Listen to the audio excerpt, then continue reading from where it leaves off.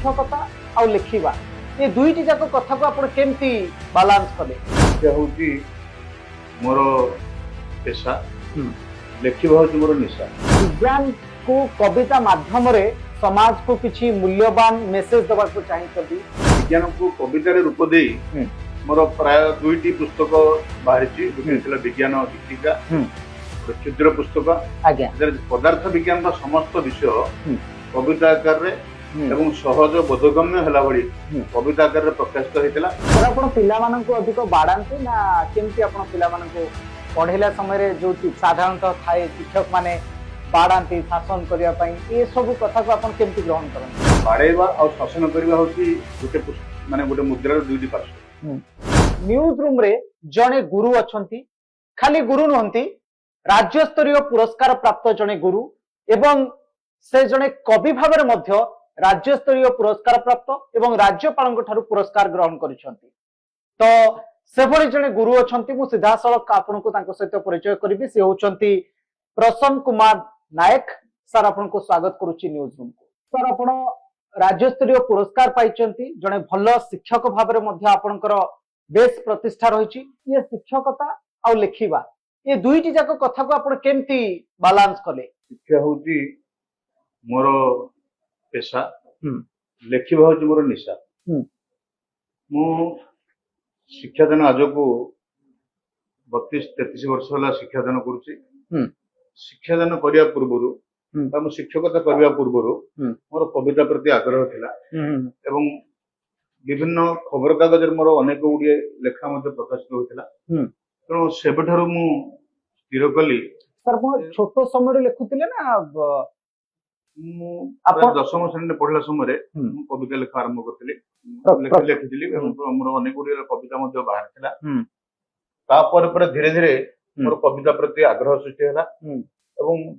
जेहेतु मु शिक्षकता कली मु विज्ञान को एक मुख्य सब्जेक्ट रूपे बाछि नेली तेणु विज्ञान शिक्षक रूपे कार्यकारी करने विज्ञान शिक्षक रूपे मु जॉइन कला मोर अनेक गुड़ी विज्ञान भित्तिक लेखा विभिन्न खबर ओडिशार विभिन्न खबर कागज तथा धरित्री हो संवाद हो प्रगतिवादी आमर अनेक गुड़ी खबर कागज रे मोर प्रकाशित होइतिला। आपण विज्ञान पढ़ांती फिजिक्स केमिस्ट्री मैथमेटिक्स पढ़ौथुबा जणे शिक्षक सर केमती से ओडिया रे गद्य हो पद्य हो लिखिबा को केमती इच्छा करंती। आमे साधारणतः जानू जे विज्ञान पढ़ौथुबा शिक्षक माने सेमानकर लिखिबा प्रति एते आग्रह न थाए किंतु आपण होचंती विपरीत दिगरे काम करंती। आपण विज्ञान मध्य पढ़ांती एवं साहित्य रे मध्य रुचि रखंती। विज्ञान संबंधी मोर अनेक गुड़िए खबर कागज लेखा जदिओ बाहर थिला तेणु मु चिंता कली विज्ञान को साहित्य सहित संयोग करी जदि मु किछि लिखिबी ताले पिला मानक पय सेटा बेस उपादेय हे परिबो कारण विज्ञान को कविता माध्यम रे जदि पढ़ेबा पिला माने सहज रे सेटा को उपादेय मन करी सहज। सर कोन एमिति उदाहरण अछि जहा को आपण विज्ञान को कविता माध्यम रे समाज को किछि मूल्यवान मेसेज दबा को चाहिचंती बा आप विज्ञान भली गोटे जटिल पाठ को आपण सरल कविता माध्यम रे पिला मानकू बा सभ्य समाज को सिखेबा को चाहिचो। विज्ञान संबंधी विज्ञान को कवितार रूप दे मोर प्राय दुईटी पुस्तक बाहरी गोटे विज्ञान गीतिका गोटे क्षुद्र पुस्तक आज्ञा पदार्थ विज्ञान का समस्त विषय कविता आकार रे एवं सहज बोधगम्य हला भली कविता आकार रे प्रकाशित होइतिला। सेही बहीटी मु पिलान को बांटी देथिली एवं से माने सेही बहीटी को पढ़ी मध्य बेस आनंद अनुभव करथिले और पाठ को मध्य सहज रे से माने ठीक भाबरे बुझी पारथिले एवं एबे ओडिशार महामहिम राज्यपाल प्रोफेसर गणेश लाल द्वारा मोर आउ एक विज्ञान पुस्तक उन्मोचित होइतिला जोरे कि शरीर गाथा। हां सर से बहीटा हम पाखर अछि मु देखै देबाक चाहिबी।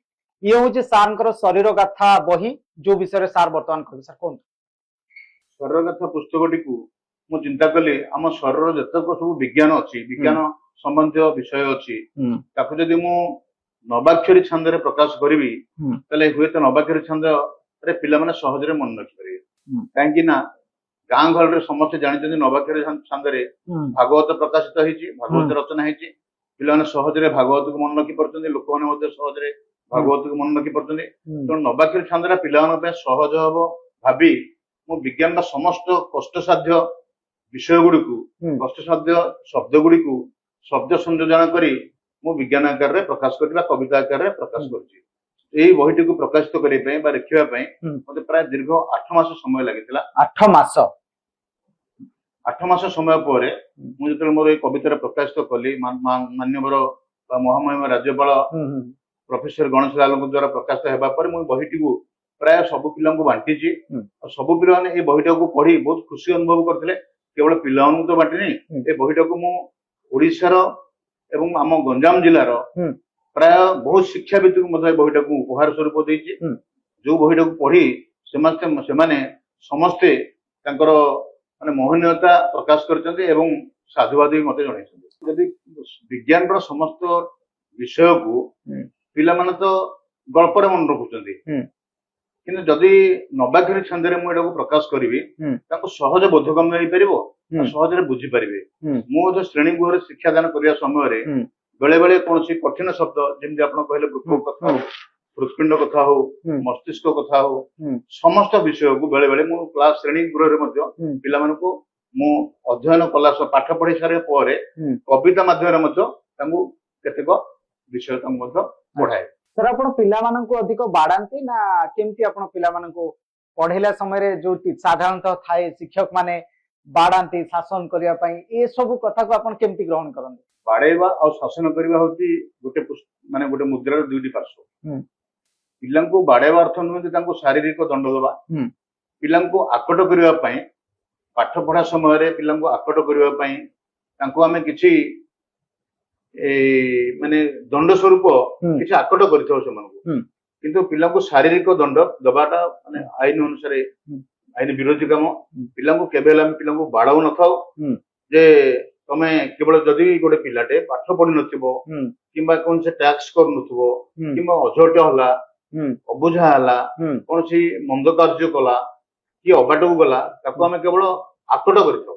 ଆଚ୍ଛା, ବାଡେଇବାଟା ଦଣ୍ଡନୀୟ ଅପରାଧ। ପିଲାଙ୍କୁ ଆକଟଟା କଣ ସାର୍, ମାନେ କେମିତି ଆପଣ ଗୋଟେ ପିଲାକୁ ଭଲ ରାସ୍ତାକୁ ଆଣିବା ପାଇଁ ଚେଷ୍ଟା କରନ୍ତି?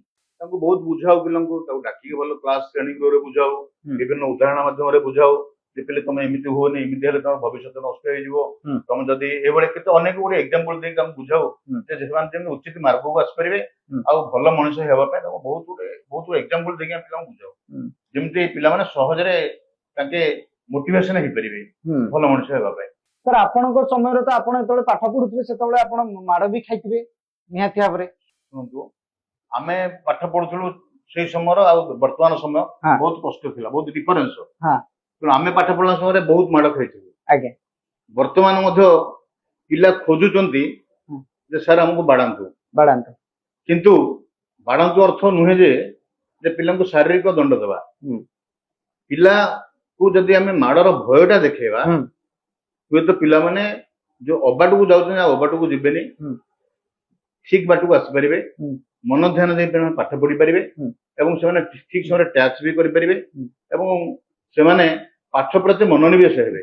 ସାର୍ ଆପଣ ଭାବୁଛନ୍ତି କି ସେତେବେଳେ ଯୋଉ ଅତ୍ୟଧିକ ମାଡ ହଉଥିଲା ଏହା ଗୋଟେ ଭୁଲ କଥା ଥିଲା, ଏବେ ଗୋଟେ ମାଡ ଉପରେ ଯୋଉ ରୋକ ଲାଗିଛି ଏଇଟା ଗୋଟେ ଭଲ ବ୍ୟବସ୍ଥା ବୋଲି ଆପଣ ଭାବୁଛନ୍ତି କି, ୟାକୁ ଆପଣ ଗ୍ରହଣ କରୁଛନ୍ତି? ସେତେବେଳେ ଯୋଉ ମାଡ ଥିଲା ସେତେବେଳେ ତ କେହି ପ୍ରତିବାଦ କରୁନଥିଲେ, କୋଉ ଅଭିଭାବକ ବି ପ୍ରତିବାଦ କରୁନଥିଲେ। ସେଇ ମାଡଟା ଯୋଗୁ ସମସ୍ତେ ସେ ମାଡକୁ ସ୍ୱାଗତ କରୁଥିଲେ। କାରଣ ସେତେବେଳର ଯୋଉ ଗୁରୁମାନେ ଶିକ୍ଷାଦାନ କରନ୍ତି, ଶିକ୍ଷାଦାନ କଲା ସମୟରେ ଯୋଉ ବାଡାନ୍ତି, ବାଡା ଦ୍ଵାରା ସମସ୍ତେ ଗୋଟେ ସଠିକ ମାର୍ଗରେ ପରିଚାଳିତ ହଉଥିଲେ।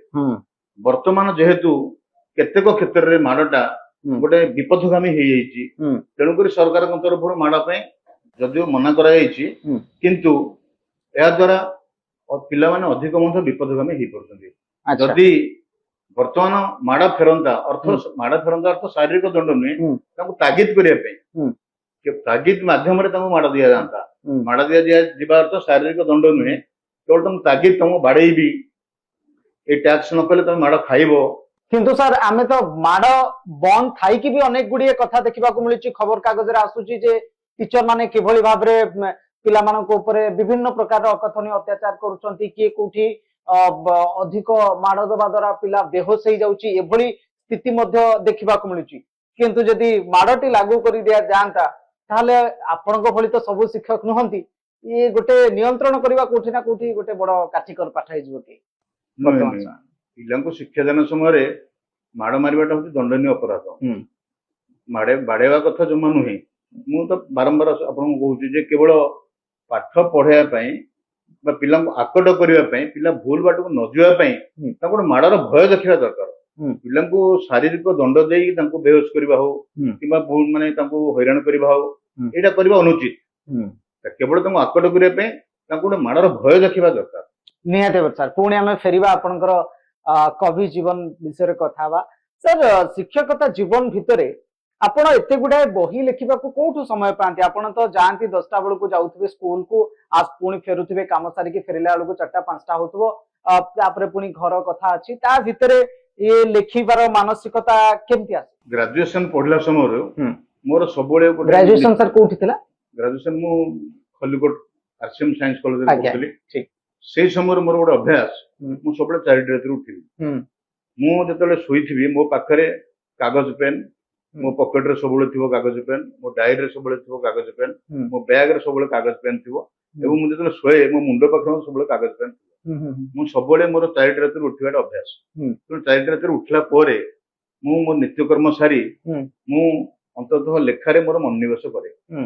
ସ୍କୁଲକୁ ଯିବି, ଆଜି ସ୍କୁଲରେ କଣ ପାଠ ପଢେଇବି, ପାଠ ପଢେଇବା ପାଇଁ ତା ପାଇଁ କିଛି ପ୍ରସ୍ତୁତ ହୁଏ।